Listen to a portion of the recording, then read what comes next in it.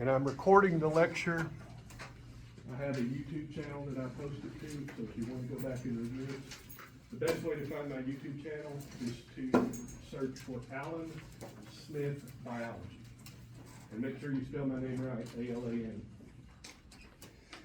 So science is a means of answering questions.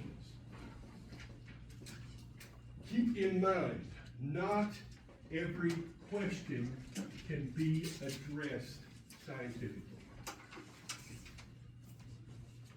If you're going to call it science, you have to follow the rules. If you're going to call it science, you must follow the rules. Has anybody here ever played sports? What did you play? Basketball and football. Are you from Kentucky originally? Yeah, I'm from Somerset. Then I bet you like basketball better. Yeah.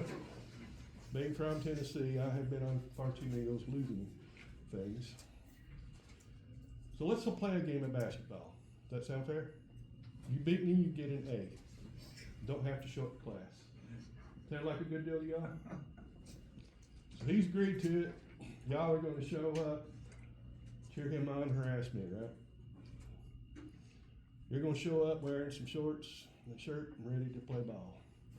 I'm going to show up wearing gear from my preferred sport, which is football. Spiked cleats, knee pads, thigh pads, shoulder pads, helmet. Think this is a fair match? Yeah. Oh, trash talk. I'm not playing by the rules, Emma. You're expecting a fair game of basketball. I'm showing interest for football. A lot of people misuse science in that way. They don't follow the rules. The rule book of science is something called the scientific method. The scientific method. You absolutely must use the scientific method, or it's not science. Is everybody clear on that? There's a lot of garbage out there that people claim is scientific, but it isn't.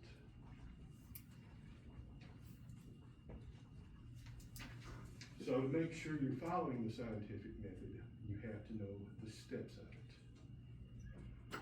Number one, since we're going to answer questions, number one is we've got to ask a question, don't we? You have to ask a question.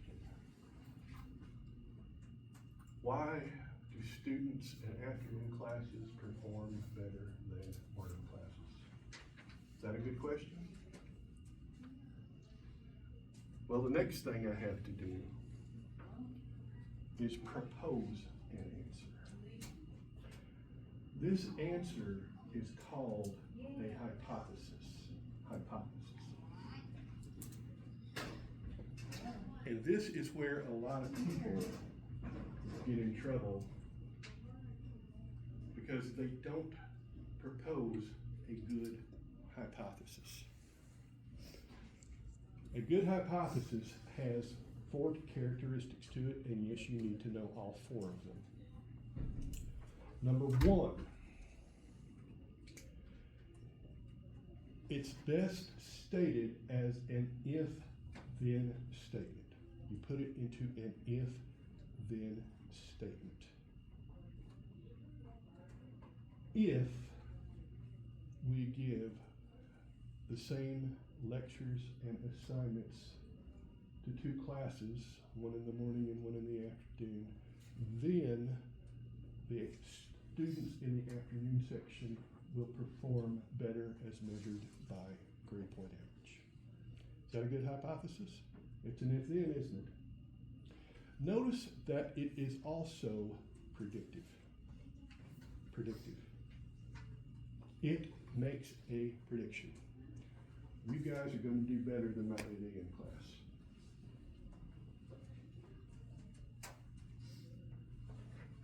It is also tested. I could give them the exact same lectures and assignments as I give you. I could make sure that they get the same exams as you. You see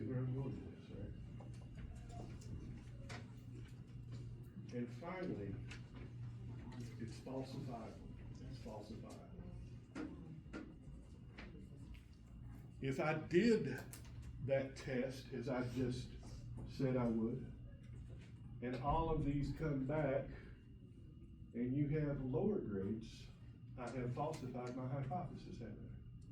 Does everybody see how that works? None of those characteristics can be vacated if you call it science. It has to match every one of the four. Is everybody clear on that? All right. So now we've asked our question, we've proposed our answer. The next step is to test our hypothesis. We are actually going to test it.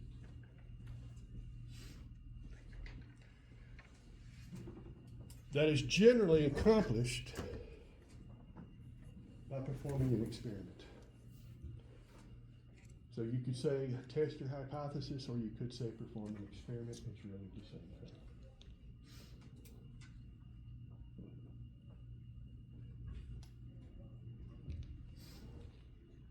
Everybody with me? So, what do you do once you have completed your experiment? You're going to analyze your data and draw conclusions. You're going to analyze your data and draw conclusions.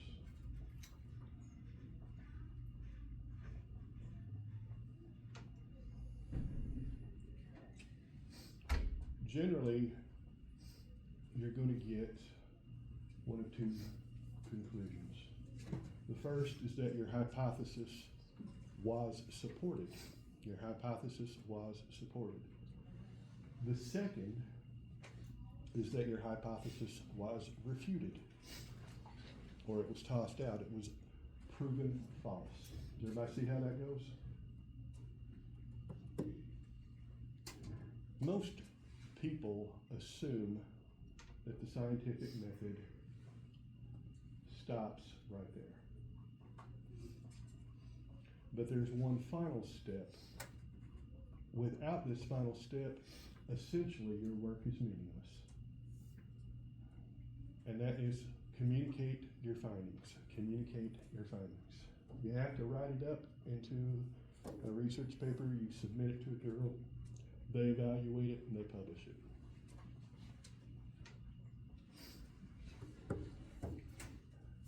And that is it for the scientific method.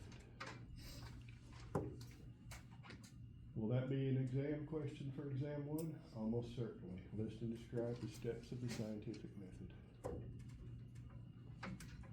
List and describe the 4 characteristics of a good hypothesis. Yes, sir. So for the exam, is it multiple choice or? Oh no, short answer essay. Don't worry, it's actually easier than a multiple choice. Last time I gave a multiple choice test, it went something like this: A, B, C, or D. Then E would be A, B, and C, but not D. F would be B, C, and D, but not A. G would be A, B, and D, but not C. You see where I'm going with this? If you do a short answer essay, I can give you partial credit. It's not all or nothing. We'll review for the exam. I'll probably give you a study guide at least for exam 1. Does that sound okay? I'm helping you make one right now, aren't I? So far, you should be able to define the term science. It's a way of answering questions, right? You should be able to list and describe the 5 steps of the scientific method. Ask a question, propose an answer, test your hypothesis, analyze your data and draw conclusions, communicate your findings. 20 minutes in, we've already got 3 questions. Not too bad. Everybody with me? Have you ever heard the concept of peer review? What does it mean? What is it and what does it mean? Does anybody want to take a stab at it? To review your peers? Close. Basically, your peers, your colleagues, review your work. So let's say that I write up a research article. You are editor of the journal that I submitted to. You pick two men, we'll say you and you. What's your name again? Ethan. Ethan and Case. Case. You send it to Ethan and Case because we all work in the same field, right? You review it. Ethan says, based on what I know and understand of the work, this looks reasonable, but I think his third conclusion needs to be supported a little more. So you send it back to her, published with the following revision. Case looks at it. He says, man, Smith has been smoking the wacky tobacco. He is out on a limb. This is garbage. Do not publish. And you send it back. What do you do then? You pick a third reviewer. What's your name, ma'am? Jillian. Joanne? Jill. Jill, I'm sorry. I'm just trying to learn. You send it to her. Because you have a 50-50 shot, right? You review it and you agree the overall approach is good, just like Ethan said. But Case wasn't actually wrong because there's one set of experiments that's just totally weak. You even found him on your first review. You just said it was okay with more support. So you send it back, you get it, you compile all of it, and basically tell me if I make these revisions and redo that set of experiments, you're going to publish. Does everybody see how that works? It's been reviewed by 3 other people who are in the same field, who have similar experience and similar training. They're not reviewing me. They're not reviewing necessarily my conclusions, other than they're saying the question that was asked was addressed, the experiment that was conducted does support the conclusions. And then it goes out there. Is it possible that next year somebody publishes a paper that overturns mine? Yes. Does that invalidate my work? Does it mean I was wrong? No, because science is cumulative. Make sure you get that down in your notes. Science is cumulative. It adds to the larger body of knowledge.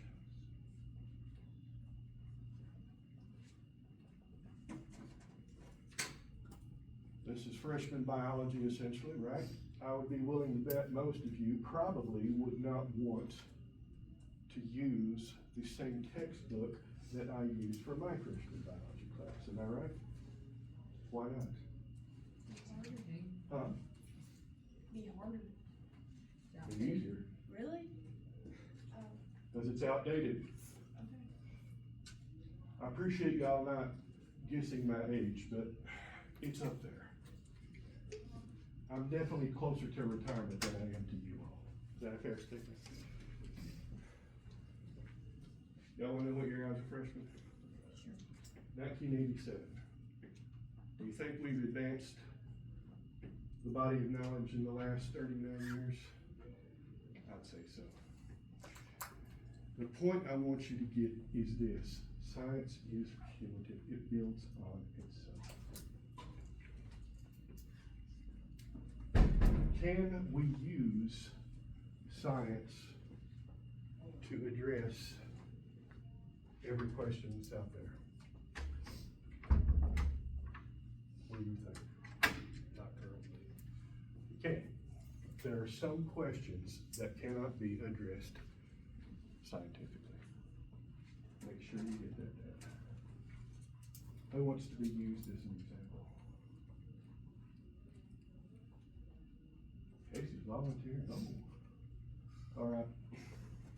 Do you have a soul? Yeah. Where do you keep it? Or feels comfortable. Wherever you feel comfortable. Sounds good to me. I keep mine in my right pinky. Can we evaluate that? We can't evaluate the reality of a soul, can we? We can't evaluate where it's located. I would say that you and I probably accept that based on other matters. See where I'm coming from? I want to make sure that you understand this, because it doesn't invalidate science. It also does not invalidate another approach. There are simply some questions that cannot be addressed by science. You better make sure you get that down and know it and understand it. The problem comes when people start trying to answer questions with science that can't be addressed by science, or they take some question and they use what they call science, but they don't follow the rule book. Science is based on evidence, period. It is based on evidence. A lot of people use terms very loosely in language without understanding exactly what they mean. True or false? Science never proves anything.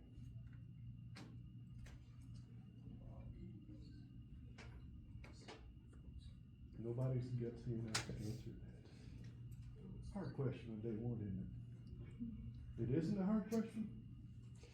Then you can answer it. Answer, believe it or not, is true. Science never proves anything. Make sure you get that down as well. What it does is it says every single test that we can come up with supports this hypothesis. Every single experiment supports it. You said science proves nothing. It does not prove anything. It basically says, to the extent that we can test it, we believe this is the case. We believe this is correct. We believe this is a fact. Is everybody clear on that? Which brings us to the term theory. A lot of people think theory implies uncertainty. When it comes to science, it's about as close to the truth as you can get. It means every single thing we have tested has come up this way, and this is what we accept. Does that mean I could overturn the theory of gravity tomorrow if I had the right experiment? Yes, it does. Make sure you get that down. Get one down? Huh? Can you repeat that? Could I overturn the theory of gravity tomorrow? Yes, I could if I had a valid experiment. The point I want you to take from this is when a scientist talks about a theory, he's basically saying this is the best explanation we have. Every single test we have performed has supported this idea. Every single possible outcome that we have seen agrees that this is the likely answer. But you still can't go to the end and prove it definitively. Everybody see where I'm going with that? Can it be revised? Absolutely. Absolutely. I published my dissertation in 2003. It's 23 years ago. Do you think some of the conclusions that I had in my dissertation have since been overturned? Yes, they have. Simply because we have access to better tests, better tools, and more data. Doesn't mean I was wrong. You go back and you look at my original data, it supports the conclusions I came to. That's what I mean when I say science doesn't prove anything and that it cannot be used for everything. Is everybody clear on that?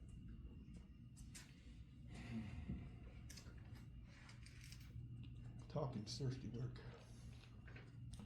So next up, since this is the science of life, let's define life.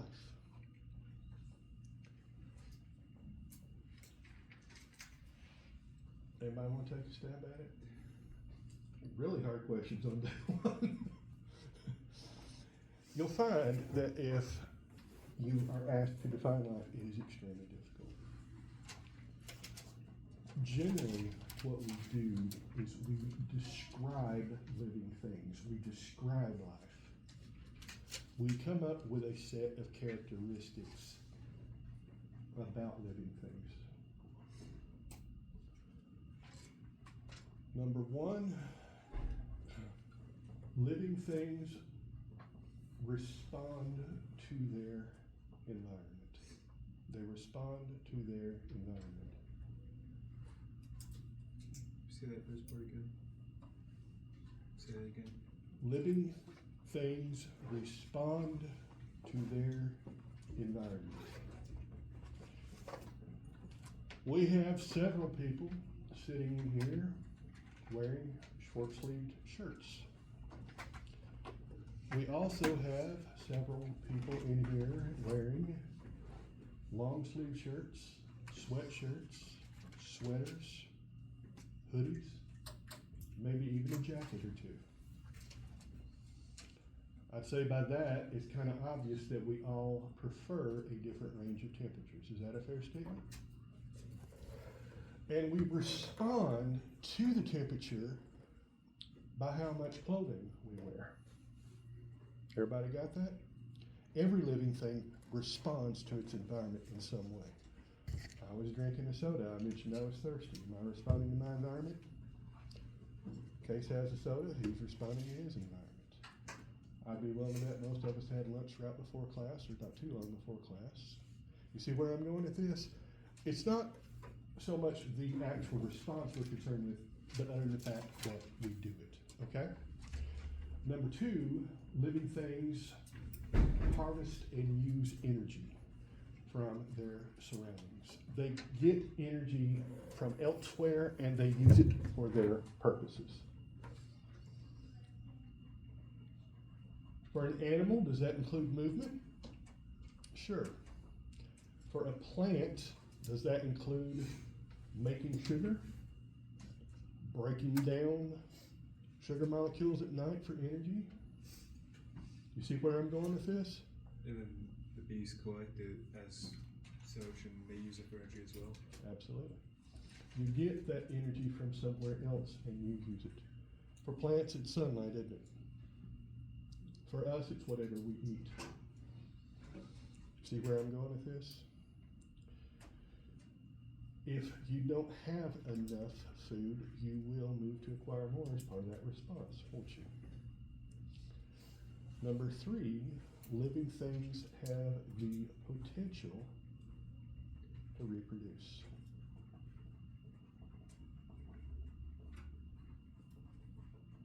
Living things have the potential to reproduce.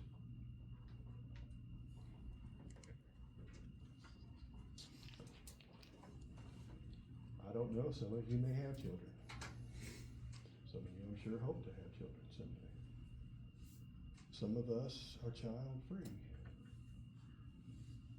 But we all have the potential to reproduce. Do plants reproduce? Pretty much every animal out there does, right? Even microbes reproduce, if nothing else, by simply dividing. So make sure you get that one down. The potential to reproduce.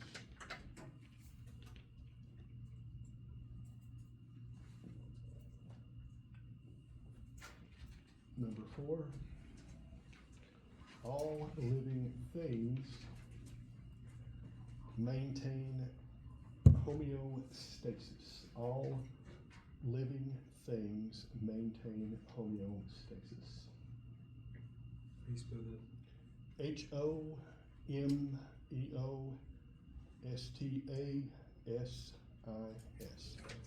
Homeostasis. Homeostasis. Homeostasis, I'm sorry. You spell it again.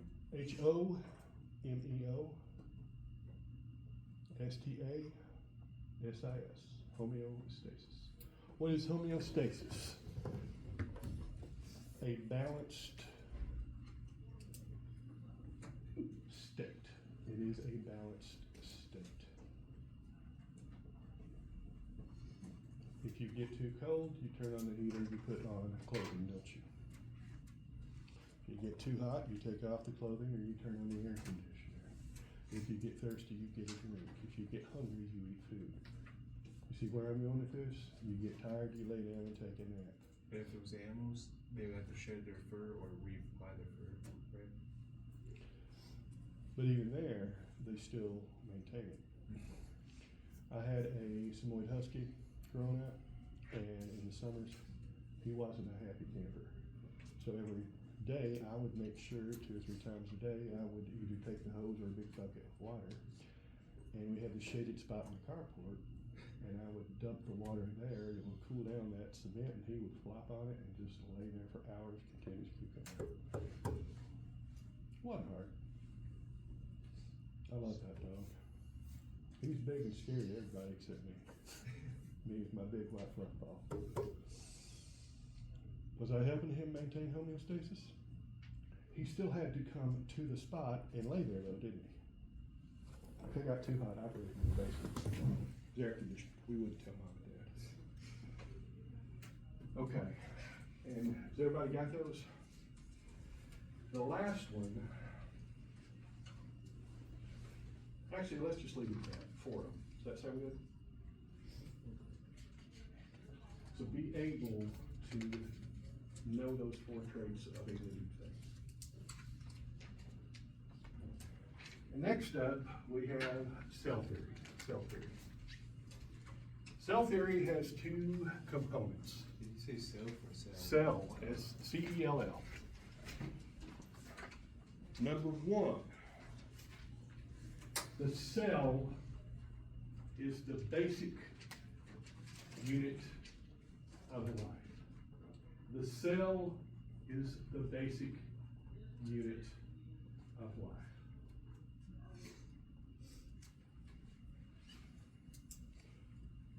Believe it or not, every single person in this room has spent about 30 minutes of their existence as a single cell. Kind of humbling, isn't it? Especially when you realize that a mature human body, based on size, has on average between 30 and 50 trillion cells. That's a 30 or a 50 followed by 12 zeros. That's a lot, isn't it? But the point I want you to get is that even the most sophisticated organisms today still begin life as a single cell. So that is what we mean when we say that the cell is the basic unit of life. Which brings us to number 2. All living things are composed of cells. All living things are made up of cells.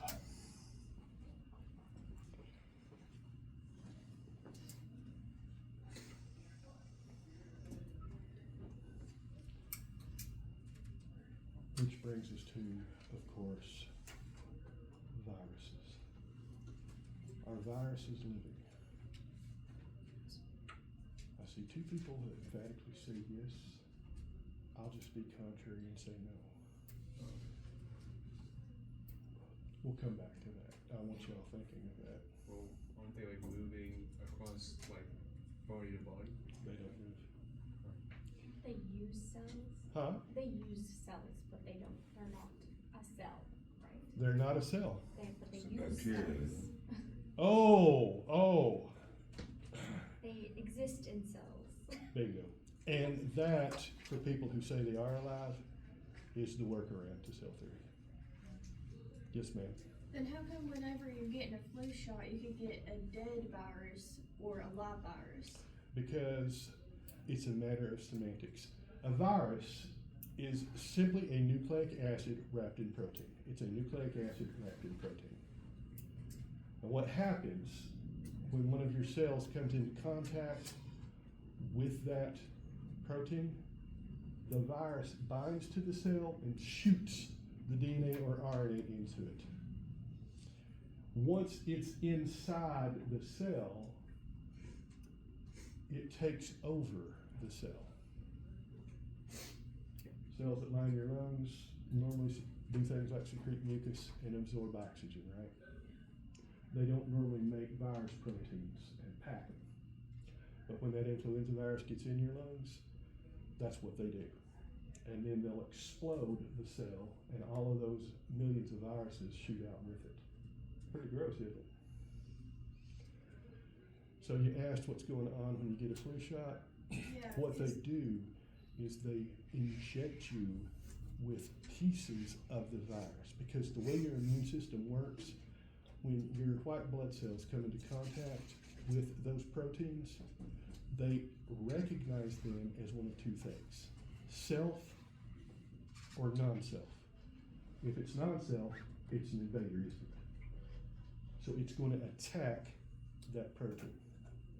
And what you do when they say injecting a dead virus, they're just injecting pieces of the proteins. When they inject you with a live virus, it is one that can and sometimes does cause an infection. But they've added something to it or taken something away from it where it's not going to be life-threatening. That answer your question? Yeah, thank you. You're welcome. And that's a great question. I want y'all to feel free to make this your class. Make it relevant to yourself. I see some of you sitting back there snoozing away, texting. You can do that. I'm not going to call you on it. I don't know why you want to. You paid a lot of money to be here. But anyway, see how the virus has to infect your cells to do that? If it doesn't have a cell, can it reproduce?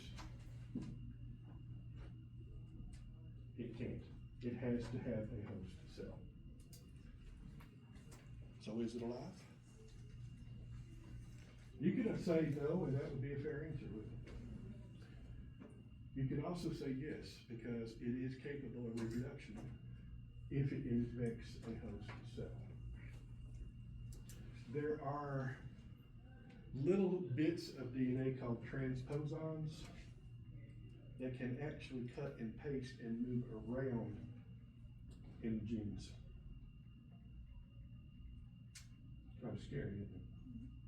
Some people say those are viruses that have lost the ability to reproduce. You want something really scary? Sure? Cool. Herbs. Anybody here ever heard of herbs? Human endogenous retrovirus.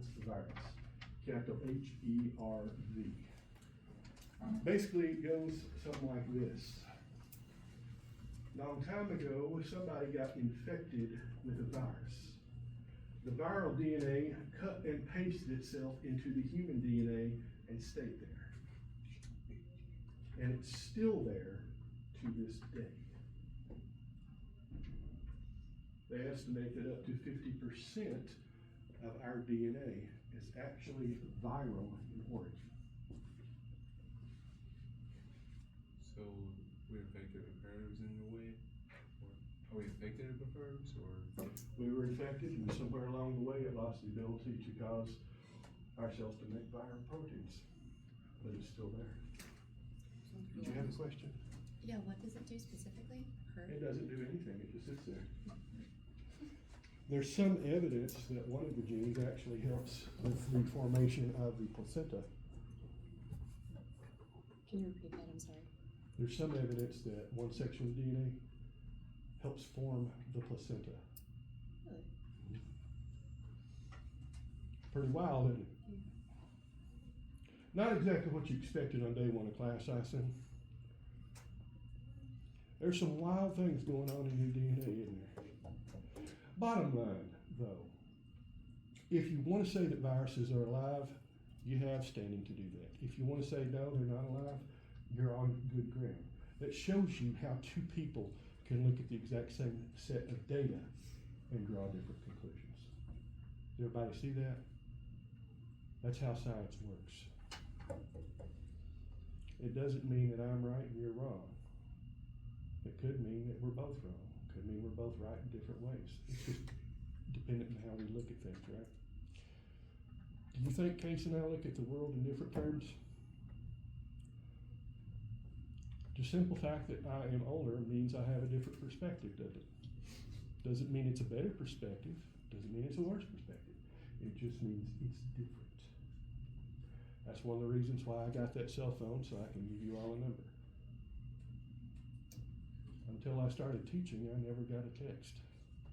When I realized how much you all use phones, I started getting texts every day from students.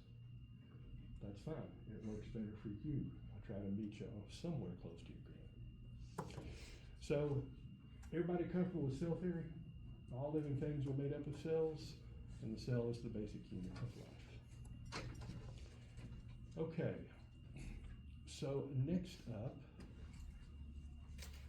we're going to talk about water. What is so special about water? It can turn to gas or ice or It can basically be all three phases of matter, yes. All life needs it. All life needs it, yes, but we're gonna get into the specifics of why. Okay? First up, you need to understand that water is a polar molecule. Water is a polar molecule, P-O-L-A-R. What does that mean? Well, we know that the chemical formula for water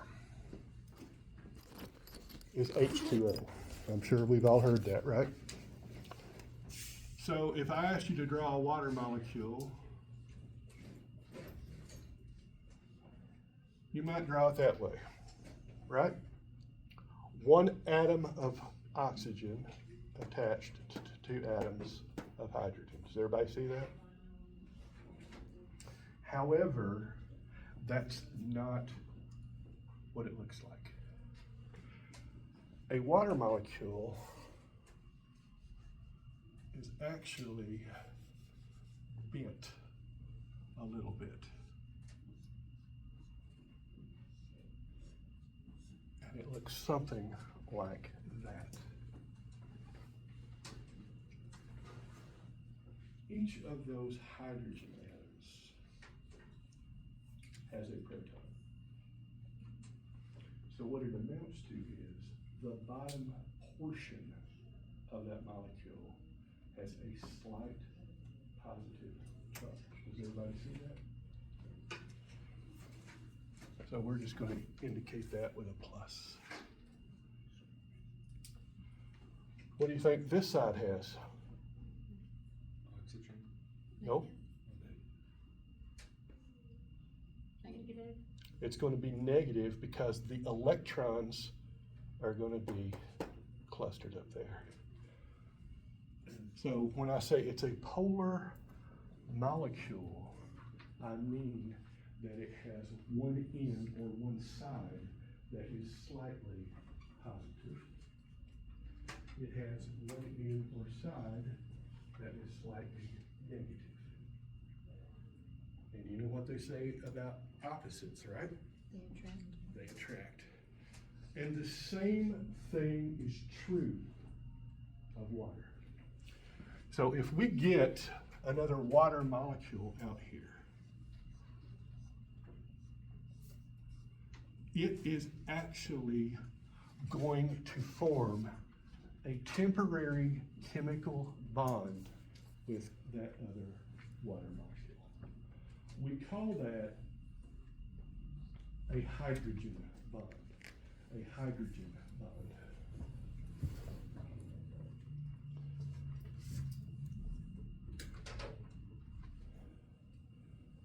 And that simply means water molecules stick together.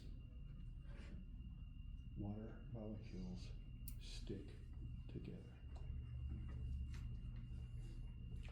The scientific technical term for that is coherence. Coherence. They stick together.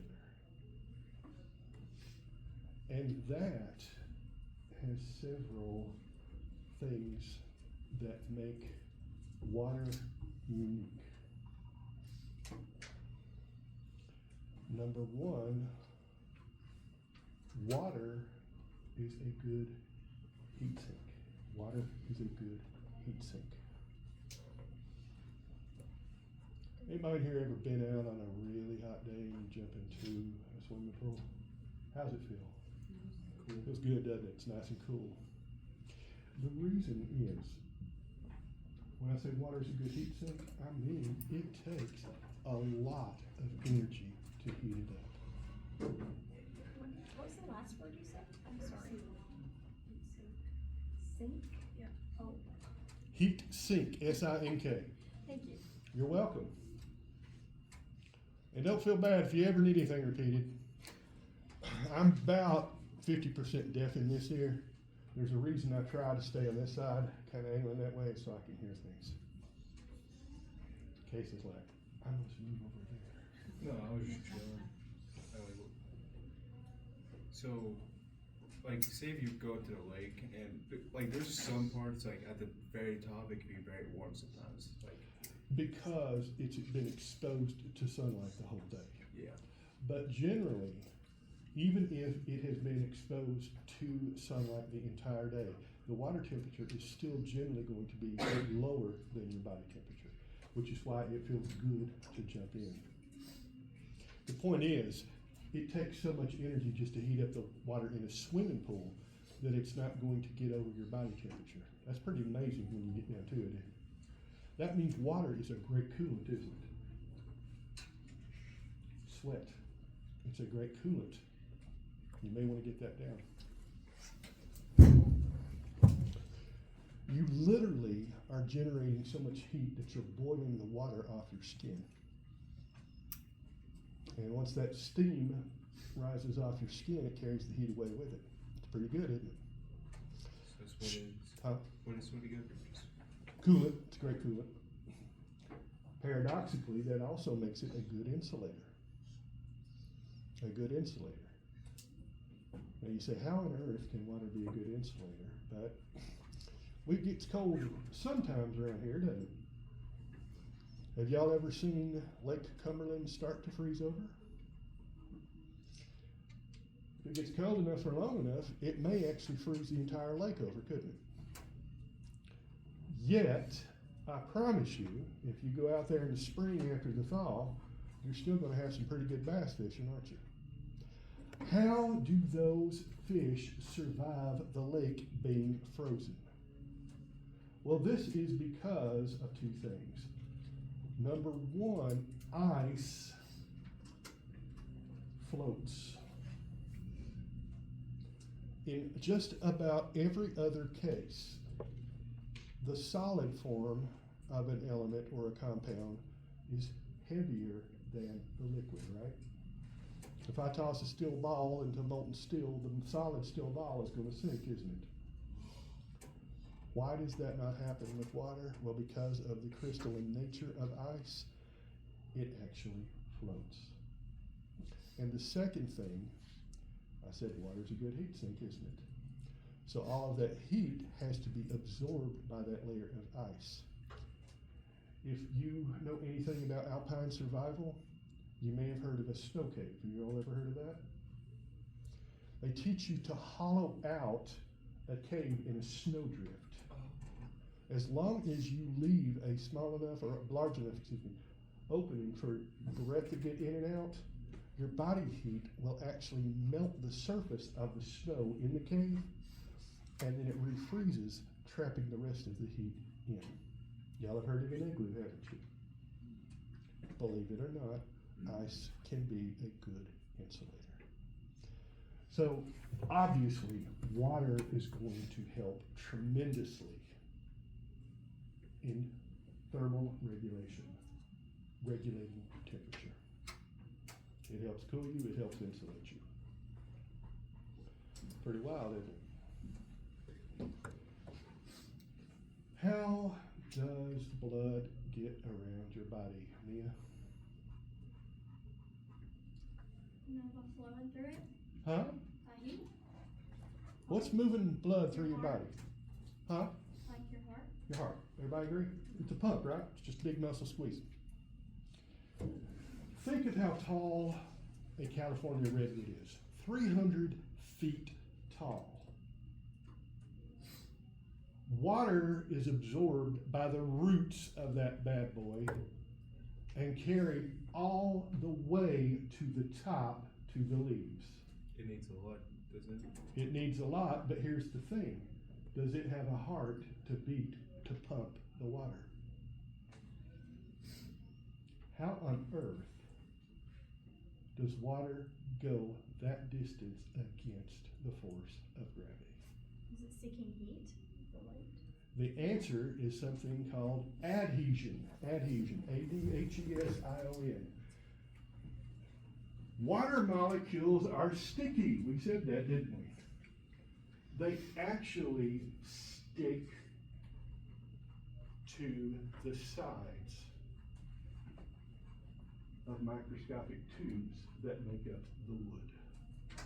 Somebody here ever had a capillary tube placed on your finger, which get a prick, they get the blood off? You ever seen that?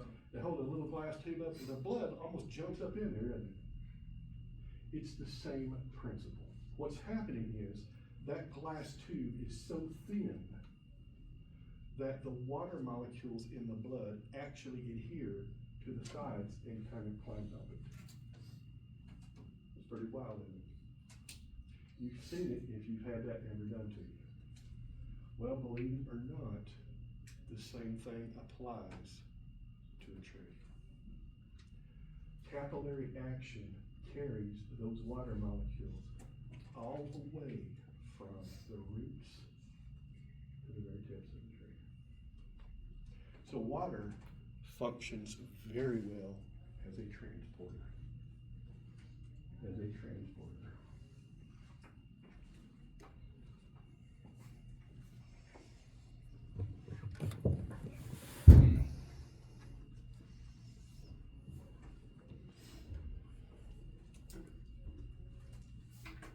And related to that, water is a near universal solvent. Water is a near universal solvent. What do I mean by that? Well, here are 3 terms that I'm going to hit you with that you need to know, so make sure you quit staring out the window and get these down. The first one is solution. A solution is when one substance is dissolved in another. One substance is dissolved in another. Think salt water. That's easy, isn't it? Or Kool packets, they dissolve into it. The salt in that example would be called the solute. The solute. The solute is what gets dissolved. Is everybody clear? The solute is what gets dissolved. Your Kool-Aid packet, sugar and sugar water, salt and salt water, you get the idea, right? The solvent, that is the liquid which it is dissolved into. The liquid which it is dissolved into. What can you dissolve in water? Cotton candy. Huh? Cotton candy. Cotton candy. Sugar. It's sugar. Sugar, yep. What else? Food dye? Like dyes? Dyes, Kool-Aid, pretty much anything. The answer, the scientific answer is this. Number 1, ionic compounds. Ionic compounds.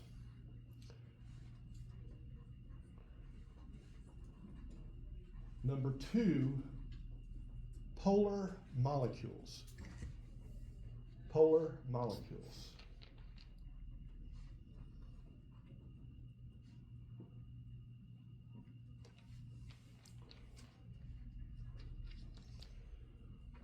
The only thing you cannot dissolve in water are non-polar compounds. So like metal. Believe it or not, there are certain metals that you can if you ionize them first. I know which one it is. I forgot what it's called. Y'all ever heard of sodium? Sodium is a solid metal, but it is so reactive that when you store it in its pure form, you have to cover it in a sealed jar in oil. Because if you don't, it will react with the oxygen in the air spontaneously and combust into flame. Repeat that, sir. For example, what was that don't dissolve you just mentioned? Sodium. So, In fact, sodium will go into solution so well that if you take a good sized chunk of it and throw it into a toilet bowl, the resulting reaction will blow up said toilet bowl. Wait, can salt be dissolved? Can what? Can salt be? Salt, yeah, of course. Yeah. Yes, don't ask me how I know that. So sodium is a nonpolar compound? Sodium is an ionic element. Okay. We'll get into the formation of ions on Thursday. We don't have enough time to do that today. The point I want you to get from this, you can dissolve a lot of things. Can you dissolve another liquid into water? Not oil. Not a non-polar liquid. You can't mix oil and water, can you? But a polar liquid, yes you can. Alcohol is polar. You can't dissolve it in water. Want to see what I mean when I say water is an excellent solvent? It dissolves a lot of things.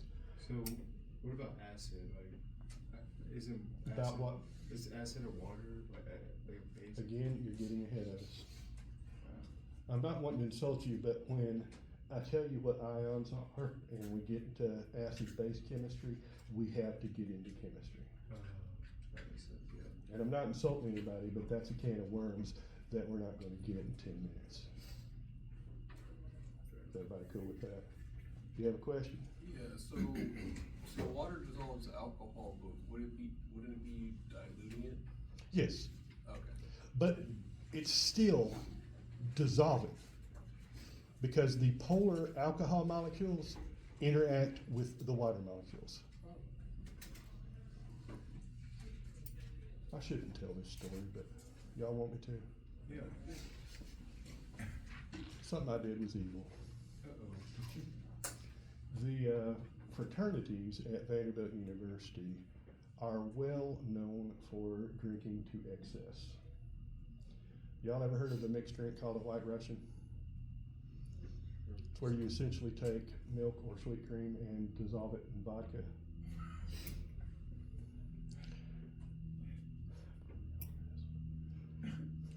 I told one of the frats, Kappa Sigs, that they wanted to be in on the latest trend. They needed to try a different mixed drink for their party that weekend, the cement mixer. I told them that it was just like a White Russian, but they needed to add a heavy shot of lemon juice. So you helped them get even drunker? Huh?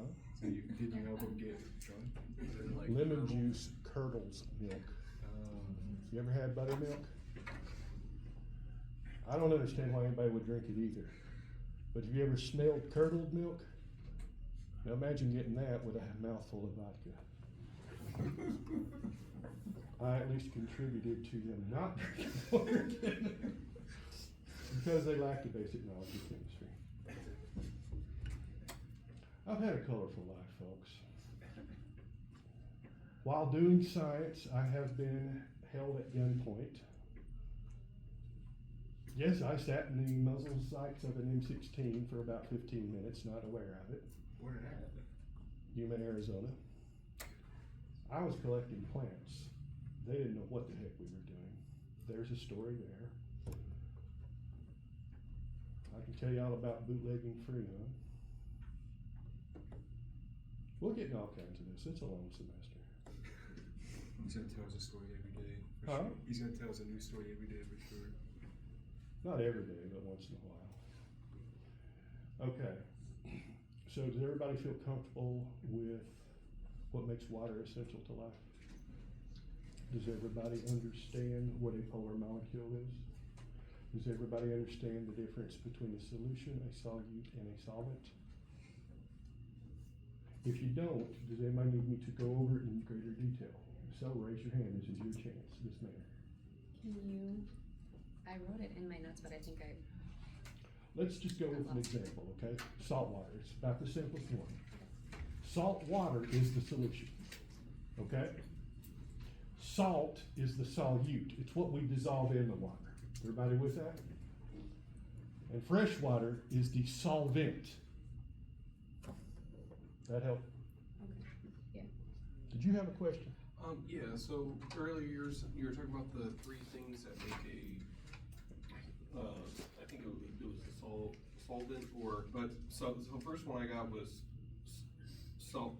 Solute, S-O-L-U-T-E. That's the salt. That's what you dissolve in there. Yeah, and then so two I had for polar molecules, but I missed what you said for the third one.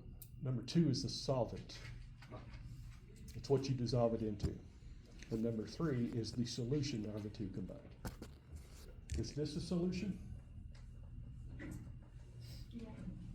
It would be a solvent because it has a salt. There's a lot of different things involved in this, aren't there? But this is a solution because it has dye dissolved in it, it has caffeine dissolved in it, it has sugar dissolved in it, it has phosphoric acid dissolved in it. You get the idea? Any one of those individual items would be a solute. Put them all together for a solution. It's what we call a complex solution. We're not going to deal with that, but I want you to get it. All right, so here is your assignment. One thing to do right now, one thing to do on your own. Right now, I want you to get out a sheet of paper. Write on that sheet of paper your name and some way for me to get hold of you in an emergency. It doesn't have to be a phone number, it can be an email. I've only used this one time in my 39-year career. And that was somebody that was leaving the country going to Africa, and nobody knew how to get hold of him except me. And if I hadn't got hold of him before he flew out, he wouldn't have graduated. That's the kind of level it would take for me to call you. So you just want a name and phone number? Or name and email. And also, I want you to just put down one thing you would like to get out of this class. Any one thing. Put those on the front here before you leave.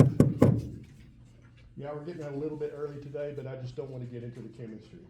The other thing, I want everyone, before the next class period, to make sure that you can use the link that is on Blackboard to register for McGraw-Hill and get access to the textbook. You do that on your own time? Does that sound fair? I have a hard copy of the textbook. That's fine. If you have a hard copy, you don't have to register. All I want is just to make sure by the time I start class on Thursday that everybody has access to the textbook in some way, shape, form, or fashion. And how we do that again? Go to Blackboard and go through the registration. Registration. Yeah. Is there an assignment due, like? No, that's all. That is your assignment, to make sure that you're registered and have access to the textbook. Okay, so today just fill it.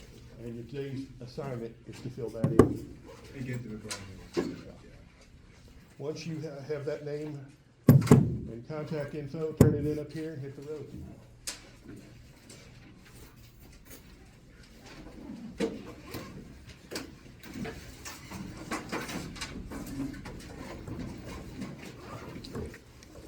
you go. Thank you, sir. Appreciate it. I put my number in there, just my name. That's fine. I'm not going to use it for anything unless